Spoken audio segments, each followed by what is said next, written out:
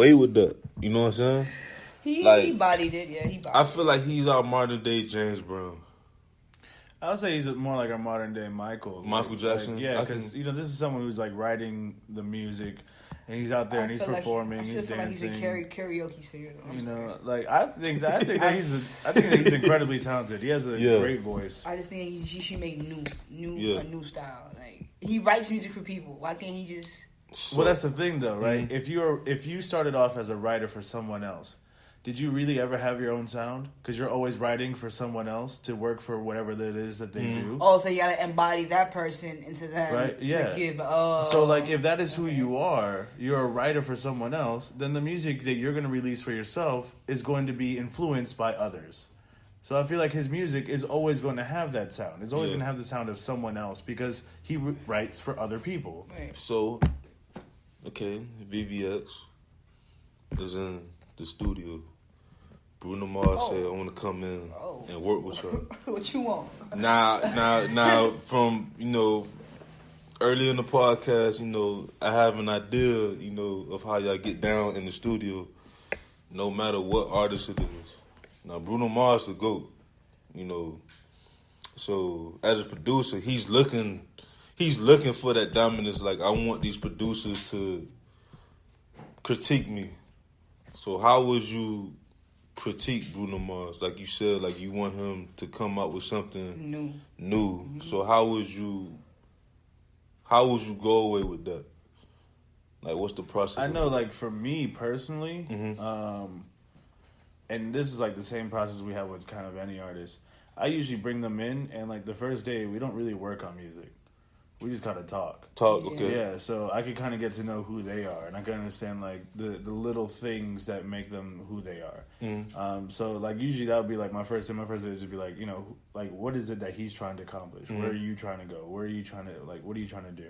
Right? Because as a producer though, at the same time, when you think about it as an industry, your job is to help this person paint a picture. Yeah. Right? Your job isn't to paint your own picture. Mm-hmm. Right, so if he's coming to me and he's saying that he wants to do something, my job is to figure out what it is that he wants to paint, and then give him everything that I can, so he can paint it. Mm-hmm. And so I think I'll do that. But if I want to be able to push his sound, and again, this happens with every other person that we work with, I usually end up giving them like a skeleton version of the beat. It's a very simple version, and so like they write to that, they do whatever they do to that, and then they come back to me with that, and I go, okay, cool, I like this idea or this thing that they're trying to create. Let me rearrange this. I'll redo the beat all over again underneath their voice so it best fits whatever that we're trying to accomplish, change whatever tones I need to change, and then build from there and go, okay, look, all right, so what you said here, I think you could say this instead, it will sound better. Or what you did here, let's remove this and rewrite your third verse because it sucks. And, and then... exact verse. Yeah, like legit. Rewrite this verse. It's shit. Hey, you gotta be real, right? And then it's like, and then they come back, and then that's when you end up having shit. I feel like that's when you could really make something different.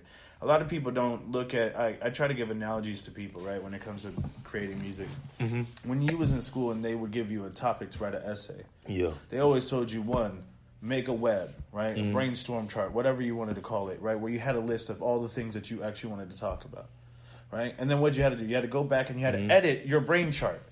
And then after you edit your brain chart, then you would write your first rough draft. And after you write your rough draft, you go back and you rewrite your rough draft. I don't think they do that nowadays with these kids because we had to, you remember back in the day, we had to do the circle, the web, your topic web, and like all that shit. Right? But think about it. By the time you got to the essay that you actually turned in, that's like the fourth or fifth version of that essay. And then even then, your teacher would go back, rewrite all this shit, and be like, all right, redo this, remove this doesn't make sense. Mm-hmm. And you had to go back and rewrite it, and then you finally turned it in, and by that time, your teacher was like, okay, now this is a paper. Yeah. This can now be something that could be put out there and critiqued. You know what I mean? That's what I try to do with the music. I want us to, let's work on something, okay, this is a great rough draft. Don't like any of this, I like this, and let's keep building on this. And then we keep going until we finally get to that 6th, 7th version that we're like, now this is a song. Hey. Music ain't easy, man. Yeah, it's not. It's easy, not. especially when you come from the production side of things. You're starting from literally ground zero. There's nothing there. There's nothing. So when people come additional, people understand artists already come in like 85% of the way there. Mm-hmm. Yeah. Because you gotta figure out the sound, you gotta figure out the direction, and figure out what tone. How is this beat gonna carry at this part? And even when they come in, that's only like 95% done. Yeah. After that 5% is also going back to rework the beat, mixing. Man. It's not easy. It's not easy, but it's a job where when you get it done, it's rewarding. Yeah. That's the amazing part of it, because literally, you started from literally nothing, like a pebble on the floor, and you built the house. Wow. So since start off with you, since you already have a top 5, a top nothing, this for both of y'all.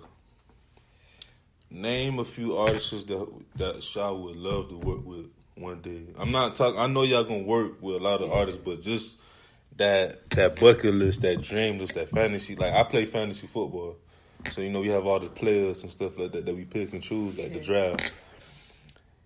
Y'all both give me like a list, a bucket list. It don't have to be too short, too long. Just a list of artists that you would love to work with in the future. Well, I'm gonna start local. Nikio.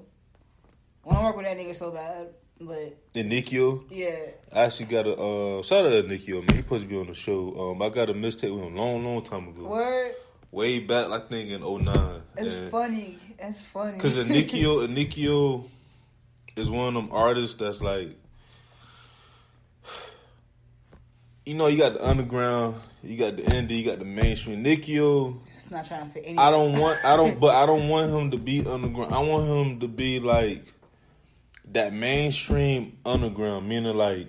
But you know what? Like Currency. Currency is mainstream, but he's still. You know what it took for Currency to make it?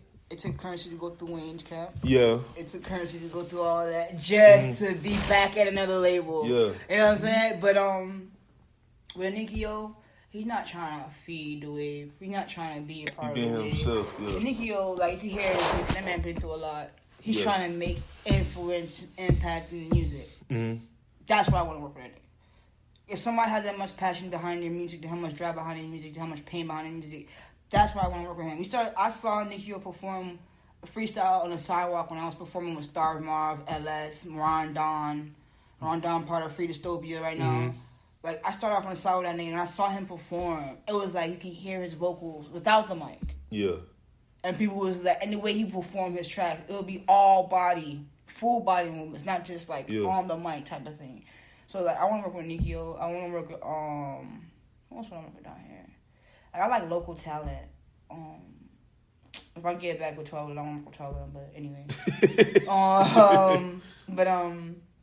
And as far as outside local, it's definitely FKJ, Masego, Sanfa, Daniel Caesar.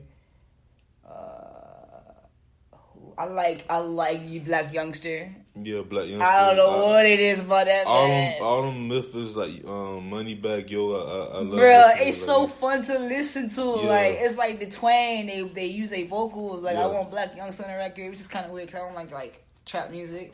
But who else I want to? Daniel Caesar, Sanfa, FKJ, Masego, Little Dragon. Mm-hmm. Little Dragon. Oh my gosh, her vocals. Yeah. No, I mean the whole band, the whole dude that behind the sound production and everything, but her vocals. And Little Sims. Little Sims. That's it. I leave it there. Little Sims. She's a Nigerian British rapper who's known for just spitting like this. No. And she's working on Girls right now. Nice. Yeah, so it's like I want to work with Little Sims. Y'all, like I said, after this show in, send me all these people. I'm a DJ, and then whenever y'all have time, let me hear them unreleased tracks. You know what I'm saying? But what about you, Dino? Like, what's your list? Who's on your list? I would love to work with Kanye at some point. I think on a local level. So there's like a little story. When we work with 12lin, like the first time we worked with 12lin, he came through to my house. That was when I was living in Miramar. Yeah. And he came through my house. He arrived at my house at 12 p.m. Yeah. He stayed until 12 a.m. Damn. He was there for 12 hours. We had 12 Lin come in at 12, leave at 12, stay for 12. So that's it. That's probably his. Right?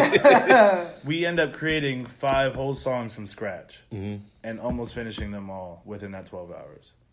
Like, the kid just goes into the booth, starts mumbling, and then three recordings later, he has a whole fucking song.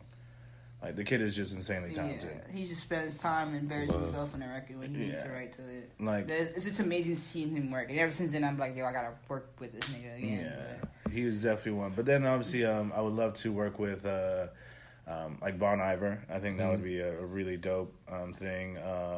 James Blake. James Blake, dope. Yeah, I'd love to work with James Blake, Kendrick, and then eventually I want to do like composition of film. That's kind of like my ultimate dream. Is so I would love to work with Hans Zimmer. He actually freaking went to school for photography, too. Yeah, she's just putting out my whole history out there. But hey, listen. He don't say shit. He don't say the important shit. He want to know you, man. Listen, I don't want to say too much, but you know, doing this podcast, you know, it's probably a handful of people, and y'all one of them people that I really want to have like. You remember Sucker Free Sunday when they had like the round table for like hip hop? Yeah. I want to do something like that and like really put it like on like a Netflix or Hulu or something like that. Honestly, I may want to do it on Hulu because that'd be probably one of the first. You know what I'm saying? But Netflix, you know, I'm here, but but like honestly, like I think we need that now. Like we need a round table, especially for the underground. Yeah, like for the underground. Like I don't know how I'm gonna do it because everyone got their own personal list, and I think I may do something like that. Then we put it in the middle.